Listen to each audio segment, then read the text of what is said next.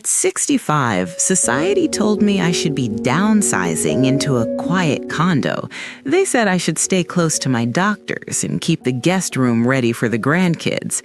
Instead, I did something my friends called reckless. I sold everything I owned and I moved onto this ship.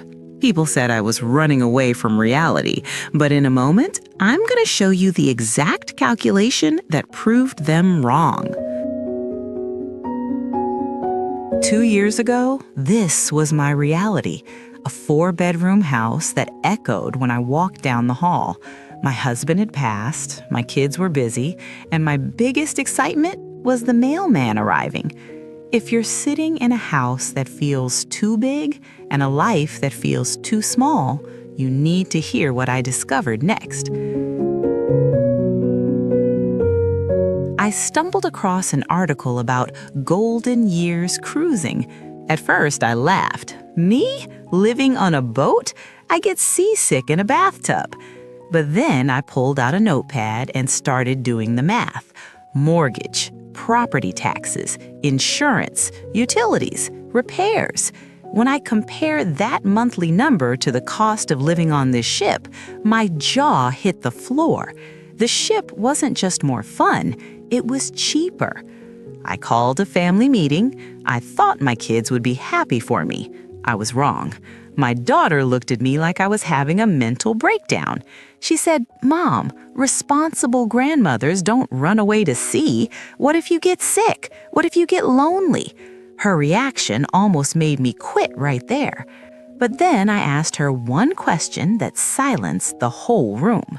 I asked her, "Would you rather visit me in a nursing home where I'm waiting to die or on a cruise ship where I'm busy living?" We all stared at each other.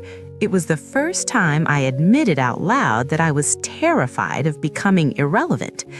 That decision was hard, but the hardest part wasn't the argument. It was what I had to do next with my house. 40 years of stuff. The dining table where we ate Christmas dinner, the couch where my husband watched football. I had to let it all go. It felt like I was erasing my history. I cried over a box of old Tupperware. It sounds silly, but it felt like I was throwing away my identity. But the moment I walked out of that empty house for the last time, I didn't feel what I expected to feel. I felt light, unburdened. I walked onto the ship with 2 suitcases and a heart pounding out of my chest. The crew greeted me by name. "Welcome home, Maria." Home. It sounded strange, but the fairy tale didn't start immediately. My first night on board was actually a disaster. I went to dinner alone. I saw couples holding hands, groups of friends laughing. I felt like the new kid at school who has nowhere to sit. I went back to my cabin and thought, what have I done? I'm an old woman playing pretend. I almost booked a flight home the next morning, but then I met Brenda. Brenda was 72. She saw me moping and dragged me to a trivia game. She said, "Honey, you can be lonely in a mansion or you can be lonely with a margarita. Choose the margarita." We laughed for 3 hours. I hadn't laughed like that in years. That's when I realized the first secret of this lifestyle. It's not about the travel, it's about who you travel with. Now, my days are full. I don't worry about mowing the lawn. I don't worry about cooking dinner. My biggest stress is deciding between the show or the piano bar. I'm 65 and I'm learning Spanish. I'm taking dance classes. My knees hurt, but my spirit doesn't. But I know what you're thinking. This is great for you, Maria, but what about when you get too old for the fun stuff? Let's be real. I'm not 25. I have blood pressure medication. I have arthritis. But here, a doctor is an elevator ride away. If I don't leave my room, a steward checks on me. In my old house, if I fell, nobody would know for days. This dangerous adventure is actually safer than being alone in the suburbs. People think I'm burning my kids' inheritance. The truth, living here costs me about $100 a day, all inclusive.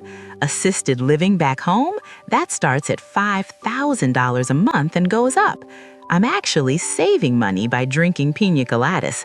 But money isn't the real currency here. The real currency is time, and I learned that the hard way last week. I met a man named Robert on the ship. We had coffee every morning. Last week, he didn't show up.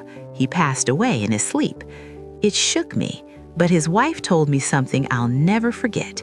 She said, "Don't be sad. He spent his last day watching dolphins in the Caribbean. He didn't spend it watching daytime TV in a hospital bed." That's what never too old really means. It doesn't mean you have to run marathons. It means you refuse to let your world shrink. We shrink our worlds to feel safe, but safety is just a waiting room. If you are watching this and you feel your world shrinking, I have a challenge for you. You don't have to move onto a boat, but you do have to leave the harbor. Book the ticket, take the class, call the friend, do the thing that makes you feel a little bit scared, because fear means you're still growing. Comfort means you're done. My daughter visited last month. She brought the grandkids. They didn't see a tired old grandma. They saw Captain Grandma. We explored Cozumel together. I showed them the world. I wasn't just a memory in a chair. I was a guide. My grandson asked me, "Grandma, are you ever coming back?" And my answer surprised even me. I told him, "I don't know, but I know I'm not going back to waiting." This ship isn't perfect. I miss my garden. I miss my own bathtub, but I don't miss the silence. I'm going to share my top 3 pieces of advice for anyone considering this life. Number 1 is crucial. 1, rent before you sell. Try a 30-day cruise first. Don't burn the bridges until you know you can swim. 2, pack half the clothes you think you need. Nobody cares if you wear the same dress twice. And number 3, this is the most important one. 3, stop asking for permission. Your kids, your neighbors, your friends, they don't have to live your life. You do. You are never too old to be the main character in your own story. The credits haven't rolled yet. There is still film in the camera. So what are you going to do with it? Let us know in the comments. If you want to know the exact cost breakdown of my life at sea, click this video right here. It might just change your retirement plans.